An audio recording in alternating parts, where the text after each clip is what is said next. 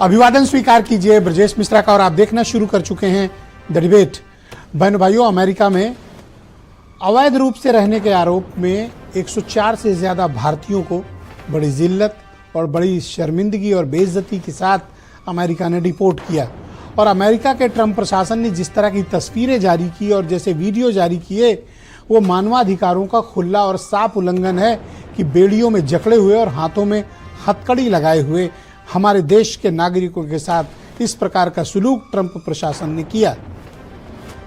आज इसके बारे में हम खुली चर्चा करेंगे कि ऐसा क्यों हुआ और इस तरह का आचरण क्यों किया गया अमेरिका में, और हमें एक देश के रूप में अमेरिका को क्या जवाब देना चाहिए। आज समग्र चर्चा इसी विषय पर। बहन भाइयों, पूरा देश स्तब्ध हो गया जब अमेरिका में के एक वीडियो जारी हुआ। वो वीडियो बड़ा हैरत करने वाला और हैरान करने वाला था। वो किसी सोशल मीडिया ने नहीं, किसी इन्फ्लुएंसर ने नहीं, बल्कि अमेरिकन बॉर्डर पुलिस ने जारी किया, जिसने पूरे देश भर को 140 करोड़ देशवासियों को बड़ा स्तब्ध कर गया। अमेरिका ने अवैध रूप से उनके देश में रह रहे 104 भारतीयों को अमेरिकन मिलिट्री क्राफ्ट में बिठाकर भारत भेज दिया। ये एक सामान्य प्रक्रिया कि कोई पकड़ा जाता है, अवैध रूप से किसी देश में घुसपैठिया है तो उसको डिपोर्ट किया जाता है। डिपोर्टेशन की एक पॉलिसी है पूरी दुनिया भर में। लेकिन जिस तरह से उनके साथ अपराधियों जैसा सलूक हुआ, मुझे आपत्ति उस बात पर है। और अमेरिका के प्रशासन की निर्दयता और उन ह्यूमन राइट्स के वायलेशन का भी विषय है। बहन भाइयों, इस देश के लोग काम धंधे की तलाश में दुनिया भर में फैले हुए हैं। माइग्रेंट्स दो ही तरह के आप किसी देश में जाते हैं, एक वैध एक अवैध। जो वीजा पे जाएगा वो वैध, जो बिना वीजा के घुसेगा वो अवैध।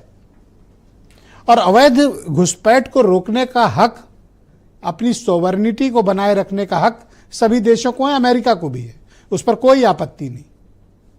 लेकिन क्या डिपोर्टेशन के लिए इस प्रकार का अमानवीय आचरण किया जाएगा, इस बात की आपत्ति है। मैं इस बात के खिलाफ, कोई किसी के देश में ना घुसे भाई, घुसना भी नहीं चाहिए अवैध रूप से। लेकिन अगर कोई अवैध घुसपैठ हुई भी है तो वो कोई क्रिमिनल वायलेशन नहीं है,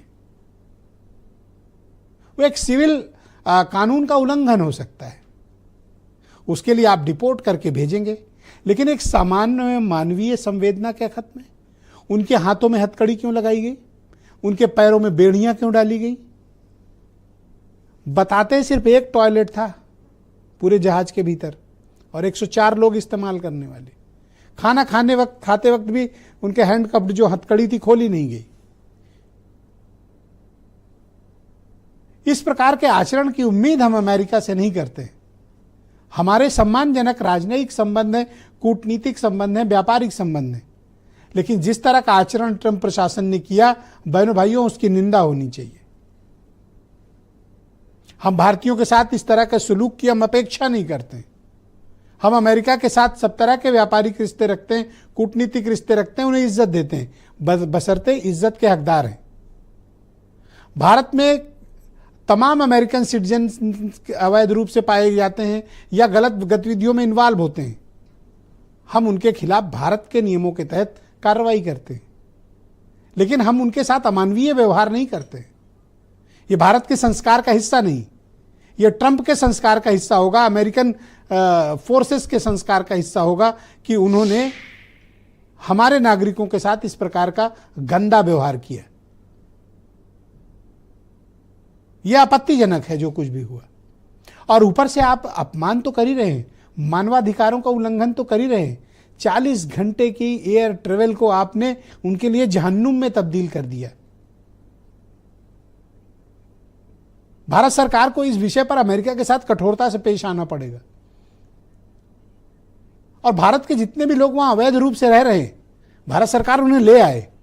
कोई जरूरत नहीं कि कोई अमेरिका में अवैध रूप से रहे, वैध वीजा लीजिए तब जाइए। लेकिन जितने भी लोग इस वक्त अवैध रूप से हैं, भारत सरकार का कर्तव्य है कि दोबारा इस तरह की तस्वीरें ना आने दे। अपने रिसोर्सेज, अपने जहाज भेजकर बुलाइए। लेकिन इस तरह का अपमान देश का और अपने देश के नागरिकों का अपमान, ये असहनीय है बहनों भाइयों।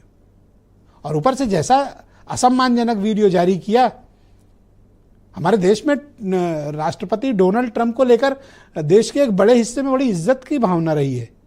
लोग उनके जीतने के लिए हवन तक करते थे, जीतने के लिए तरह तरह के उनका पक्ष लेने वाले लोगों की तादाद बहुत बड़ी है।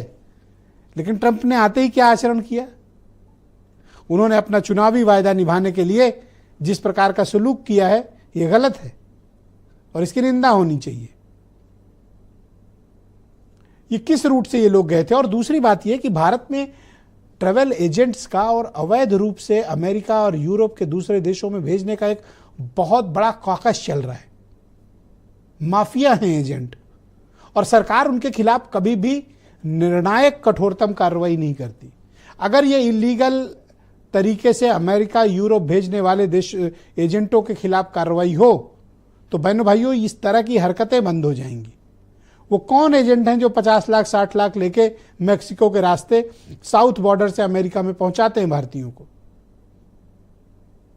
पिछले 10 वर्षों से उनके खिलाफ कार्रवाई की बात कही जा रही है, एक के खिलाफ कार्रवाई नहीं की गई।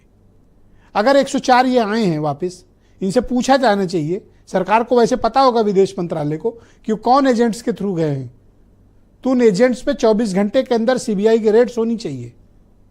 उन्हें घसीट कर जेल के भीतर बंद किया जाना चाहिए जो हमारे देश का अपमान करवाते हैं और हमारे देश के लोगों को गलत सपने दिखाकर वहां प्रेरित करते हैं जाने के लिए। किसी को भी अवैध रूप से अमेरिका जाने की जरूरत नहीं बहनों भाइयों। लेकिन जिस तरह का आचरण किया जा रहा है ट्रंप प्रशासन द्वारा, वो अपने आप में बड़ा हैरत करता है। और पूरे देश ने जब वो छवि देखी, वीडियो देखे, पूरा देश स्तब्ध है। आज राज्यसभा में इसकी कड़ी निंदा भी हुई, विदेश मंत्री ने इस पर जवाब भी दाखिल किया और कंसर्न भी जताया। अपोजिशन तो इस पर बहुत ही नाराज है।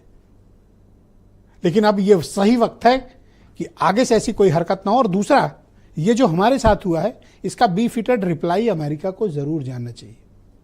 मेरा ये स्पष्ट मत है। कुछ बयान सुने, फिर डिबेट आगे बढ़ाएंगे।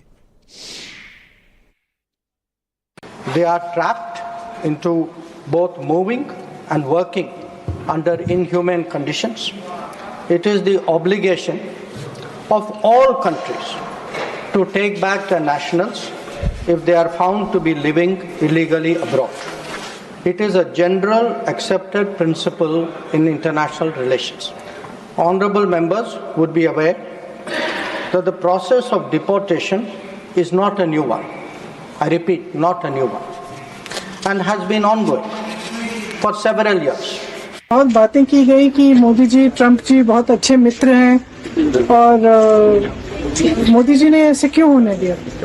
क्या हम अपना जहाज नहीं भेज सकते थे उनको लेने के लिए? इस तरह से क्या इंसानों के साथ बर्ताव किया जाता है कि उनको हथकड़ियां पहना के, बेड़ियां पहना के भेजा जाता है? भारतीयों को दासों की तरह बेड़ियों में जकड़कर अमानवीय परिस्थितियों में भारत भेजा गया।